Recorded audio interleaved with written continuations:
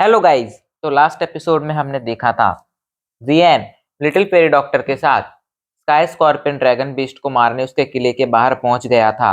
सब कुछ सही चल रहा था, पर तभी पासा पलट जाता है क्योंकि स्काई स्कॉर्पियन बीस्ट ने वहां पर अपनी मदद के लिए कई सारे पावरफुल और पॉइजनस मैजिकल बीस्ट को बुला लिया था, जिनमें दो 4 स्टार डाउजोंग भी थे। ऐसे में जियन के सामने मुसीबत आ गई थी क्योंकि उसे एक साथ इतने सारे मैजिकल बीस्ट का सामना करना था।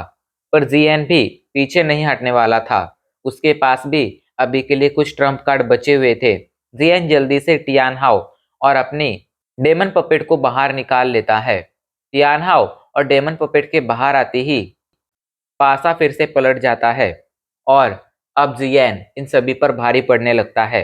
ये देख स्काई स्कॉर्पियन बीस्ट टियानहाउ को डराने की कोशिश करता है कि अगर आप मुझे मारेंगे तो हमारा ड्रैगन स्कॉर्पियन ट्राइब आपको जिंदा नहीं छोड़ेगा। मगर टियानहाउ को इस बात से कोई फर्क नहीं पड़ता है। अब आगे टियानहाउ उस स्काई स्कॉर्पियन बीस्ट को घूरते हुए कहते हैं, मुझे धमकी देने का कोई फायदा नहीं होगा। तुम्हारे जैसे मैजिकल बीस्ट तो मेरे लिए चींटी जैसे हैं, जिन्हें मैं कभी भी मसल सकता हूँ। पर दुख की बात यह है कि अभी मेरे पास मेरी बॉडी नहीं है। पर कोई बात नहीं, जब मैं तुम्हें मारकर तुम्हारी ब्लड एसेंस को हासिल कर लूंगा तो मुझे एक नई बॉडी भी मिल जाएगी। ये कहकर टियानहाओ डेमन पपेट के साथ मिलकर स्काई स्कॉर्पियन बीस्ट से फाइट करने लगते हैं। इधर टियानहाओ और डेमन पपेट को स्काई स्कॉर्पियन बीस्ट से फाइट करता देख जियन राहत की सांस लेता है, जिसके बाद वो मुड़कर उन मैजिकल बीस्ट की सुनामी को देखने लगता है। अभी के लिए यहाँ पर सैकड़ों में मैजिकल बीस्ट आए थे, जो सभी के सभी पॉइजनस बीस्ट थे। लेकिन जियन को इनकी इतनी चिंता नहीं थी। उसकी नजरें तो अभी के लिए उन दो 4 स्टार डाउजोंग मैजिकल बीस्ट को ढूंढ रही थी। पर बीस्टों की सुनामी में वो दोनों मैजिकल बीस्ट तो जैसे पूरी तरह से गायब ही हो गए थे।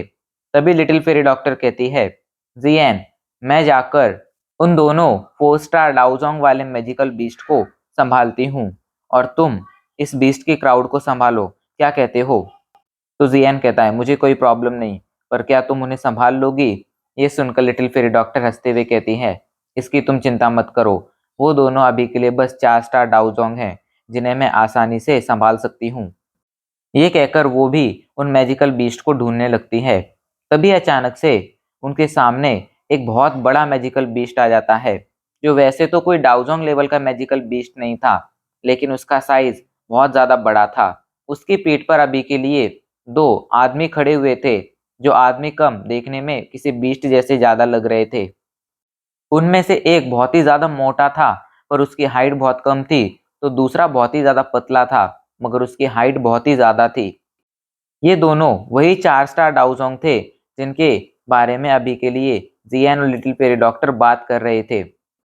दोनों की बॉडी से खतरनाक ऑरा निकल रहा था। वो मोटा मैजिकल बीस्ट गुर्राते हुए कहता है, तुम लोगों की आखिर हमारी टेरिटरी में आने की हिम्मत कैसी हुई? अगर तुम अपना भला चाहते हो तो हमारे स्काई स्कॉर्पियन रीजन को छोड़कर चले जाओ, वरना हम लोग तुम्हें जिंदा नहीं छोड़ेंगे। लेकिन जियन उनकी बातों पर ध्यान नहीं देता है, उल्टा उन्हें समझाते हुए कहता है, कुछ भी कहने से पहले एक बार अपने लीडर की हालत तो देख लो। ये सुनकर वो दोनों अपने लीडर को देखने लगते हैं और चौंक जाते हैं।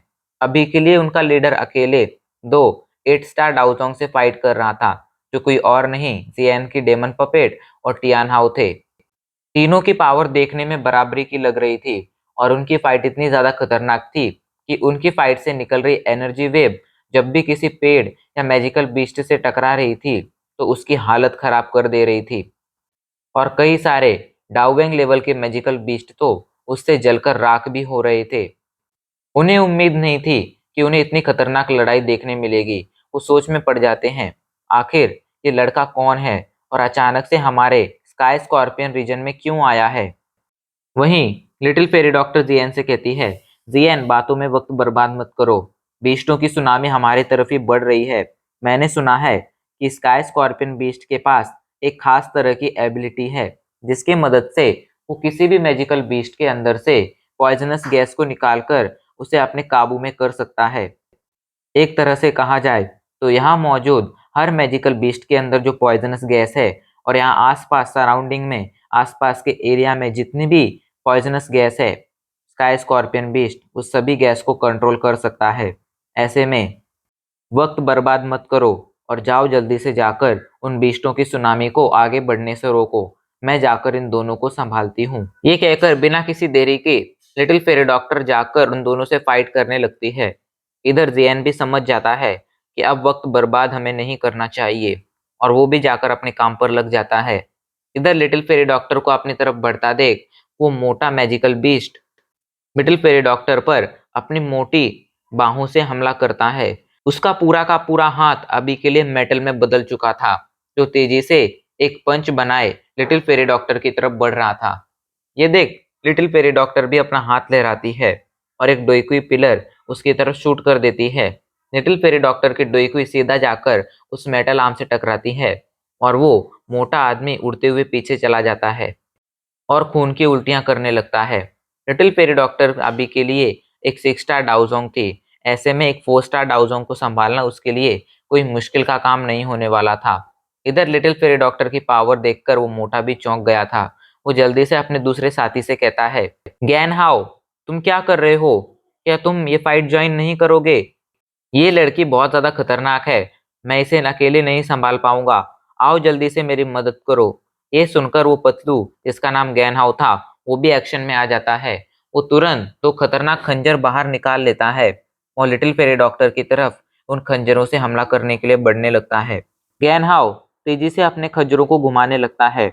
इधर वो मोटू भी अपने हाथों को फिर से मेटल में बदल लेता है और तेजी से ये दोनों एक साथ मिलकर लिटिल फेरी डॉक्टर पर हमला कर देते हैं। मोटू किसी भूकंप की तरह लिटिल फेरी डॉक्टर की तरफ बढ़ रहा था, वहीं पतलू किसी बवंडर की तरह लिटिल फेरी डॉक्टर की तरफ बढ़ रहा था। मगर ये देखकर लिटिल फेरी डॉक्टर बिल्कुल भी परेशान नहीं होती है।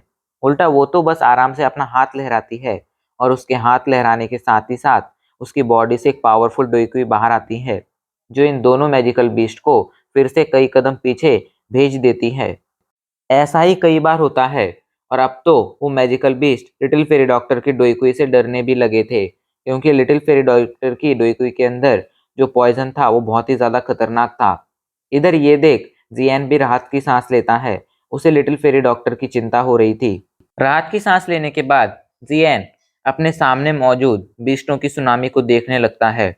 अब उसे समझ आ रहा था आखिर स्काई स्कॉर्पियन बीस्ट इस जगह का ओवरलॉर्ड क्यों था, उसे इस जगह का अधिपति क्यों कहा जाता था, क्योंकि उसके एक इशारे पर इस माउंटेन रेंज के लगभग सारे के सारे बीस्ट यहाँ पर आ गए थे, जो उन पर हमला करने के लिए पूरी तरह से तैयार थे। मगर अभी के लिए पीछे हटने का वक्त नहीं था। जियान जल्दी से अपनी ग्लेज फ्लेम एक्टिवेट करता है। उसके दोनों हाथों पर उसकी ग्लेज फ्लेम दिखने लगती है। जियान अपने दोनों फ्लेम्स को एक ही हाथ पर ले आता है, जिसके बाद अपने दूसरे हाथ से उस फ्लेम को खींचने लगता है। उसके ऐसा करने से ग्रीन लोटस फ्लेम और फॉलनाट फ्लेम दोनों अलग हो जाती हैं। अभी के लिए जियान के एक हाथ में फॉलनाट फ्लेम थी तो दूसरे हाथ में ग्रीन लोटस फ्लेम। जियान अब ग्रीन लोटस फ्लेम को वापस ले लेता है और अपने एक हाथ से दूसरे हाथ पर फॉलनाट फ्लेम को भी ट्रांसफर कर देता है। जियान ने फॉलनाट फ्लेम को ट्रांसफर कर दिया था। अभी के लिए उसके दोनों हाथों में फॉलनाट फ्लेम के क्लस्टर दिख रहे थे। जियान जल्दी से उन क्लस्टर को और बड़ा करने लगता है। कुछ ही देर में वो क्लस्टर 100 मीटर से भी ज्यादा बड़ा हो जाता है। जियान जल्दी से उस क्लस्टर को छोटे छोटे टुकड़ों में डिवाइड कर देता है और उनसे एक साथ बीस्टों की उस सुनामी पर हमला कर देता है। फॉलनाट फ्लेम के वो सैकड़ों क्लस्टर एक ही साथ उन बीस्टों की तरफ बढ़ने लगते हैं और जैसे ही वो बीस्टों से जाकर टकराते हैं, सभी बीस्ट जोर जोर से चिल्लाने लगते हैं। फॉलनाट फ्लेम के क्लस्टर किसी को दिखाई नहीं दे रहे थे और ये सीधा जाकर बीस्टों की आत्मा पर असर कर रहे थे, जिससे उनकी आत्मा जल रही थी। कुछ ही पलों में जो कम लेवल के बीस्ट थे वो तो जलकर राख में भी बदल चुके थे और बाकी के जो पावरफुल बीस्ट थे उन्हें अभी के लिए अपने आत्मा में बहुत ही ज्यादा जलन महसूस हो रही थी। लेकिन ये भी नॉर्मल बीस्ट नहीं थे, इनके अंदर भी इंसानों की जितनी इंटेलिजेंस मौजूद थी। इसीलिए जैसे ही उन्हें अपनी आत्मा में जलन महसूस होती है वो जल्दी से मैजिकल बीस्ट से एक इंसान में बदल जाते हैं। वो सभी अच्छी तरह से जानते थे इंसानों की आत्मा मैजिकल बीस्ट से ज्यादा पावरफुल होती है और वो ज्यादा टेम्परेचर भी सह सकती है। ऐसे में उनका इंसानों में बदलना ही अच्छा था। इधर उनके इंसानों में बदलते ही उन्हें काफी कम गर्मी लगने लगती है।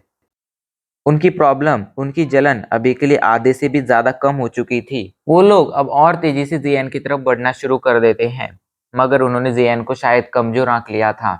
वो नहीं जानते थे कि जियान कितना ज्यादा खतरनाक है। बिस्टों को अपनी तरफ बढ़ता देख जियान अपनी फॉलनाट फ्लेम की पावर और ज्यादा बढ़ा देता है। अभी के लिए उसके चारों तरफ हजारों वॉलनट फ्लेम के टुकड़े या कहो क्लस्टर हवा में तैर रहे थे। वो इतने ज्यादा गर्म थे कि अगर कोई नॉर्मल इंसान इनके बीच खड़ा होता तो वो उनसे कब का जला देते, मगर जियन तो इसका मास्टर था। जियन जल्दी से उन सभी क्लस्टर से उन मैजिकल बीस्ट पर हमला कर देता है। इस बार इन क्लस्टर की पावर पहले से दुगनी तुगनी थी, और इस तिगुनी पावर के साथ ये सभी क्लस्टर जाकर उन मैजिकल बीस्ट को मारना शुरू कर देते हैं। अभी के लिए जो भी मैजिकल बीस्ट जियन के 100 मीटर के दायरे में आ रहा था, जियन उसे मारता जा रहा था। एक के बाद एक मैजिकल बीस्ट मर रहे थे। अभी के लिए कई सारे मैजिकल बीस्ट मर चुके थे। इस वजह से वहां पर एक छोटा सा राख का पहाड़ भी इकट्ठा हो गया था, मगर पता नहीं क्यों फिर भी वो मैजिकल बीस्ट आगे बढ़ने से नहीं कतरा रहे थे, जैसे कि उन्हें मरने का डर ही ना हो। इस चीज ने तो अभी के लिए जियन को भी परेशान कर दिया था। तभी उसकी नजर एक चीज पर पड़ती है। अभी के लिए उन सभी मैजिकल बीस्ट के ऊपर एक बहुत बड़ा पॉइजन क्लाउड था। वो पॉइजन का क्लाउड उनके ऊपर तैर ही रहा था, तभी अचानक से एक जोरदार हवा का झोंका आता है और वो पॉइजनस क्लाउड उस तरफ बढ़ने लगता है जहां पर स्काई स्कॉर्पियन बीच तियानहाओ और डेमन पपेट के बीच फाइट चल रही थी।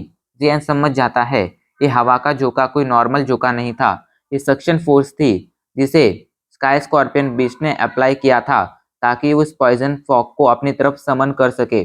ये सोचते ही जियान की परेशानी बढ़ जाती है।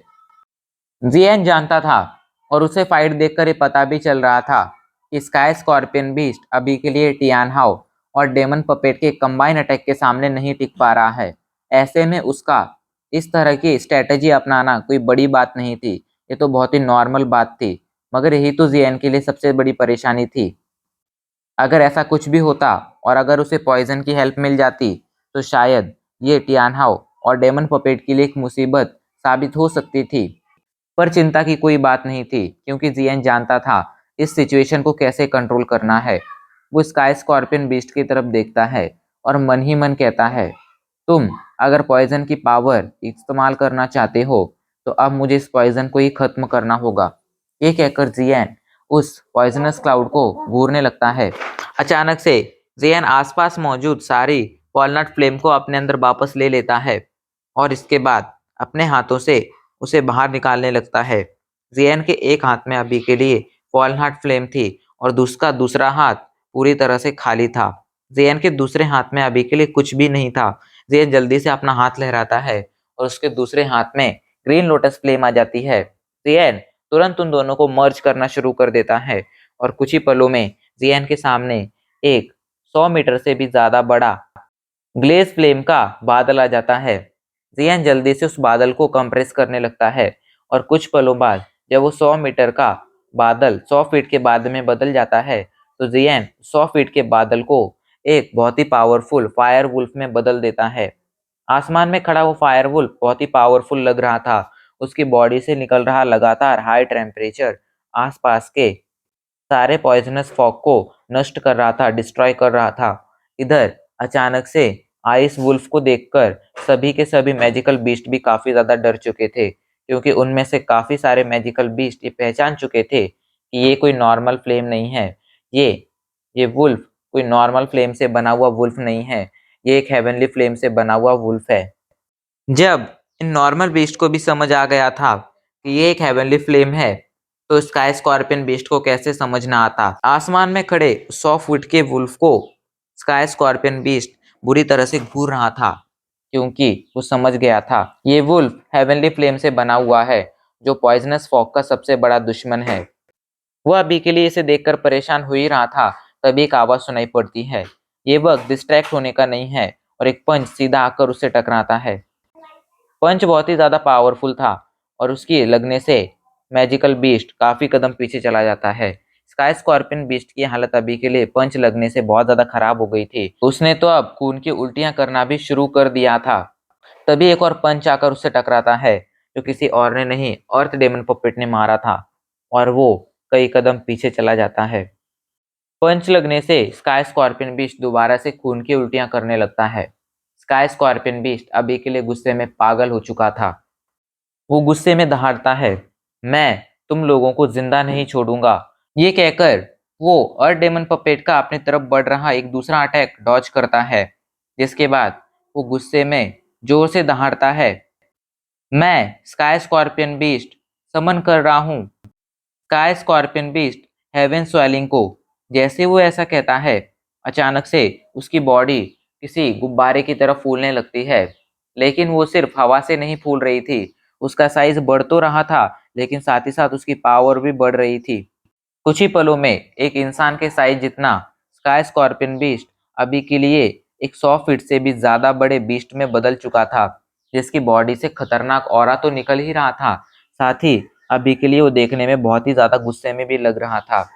वो जियान की तरफ घूरते हुए कहता है, लड़के, भले ही अभी तक तुमने इस सिचुएशन को संभाल लिया हो, पर अब बहुत जल्द तुम ये फाइट हारने वाले हो, क्योंकि मैंने स्वर्ग की ताकत को समन कर लिया है।